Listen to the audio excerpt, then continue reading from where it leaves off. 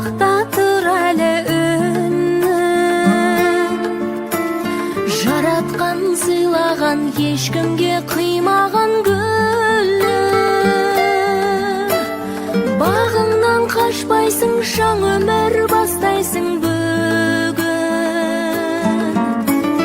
Басыңа бақ құсы қонсын, айналаң жақсыға толсын.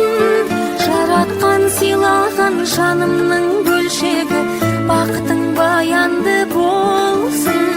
Жанымды қимасты қинай, сыздайды ішіме сыймай.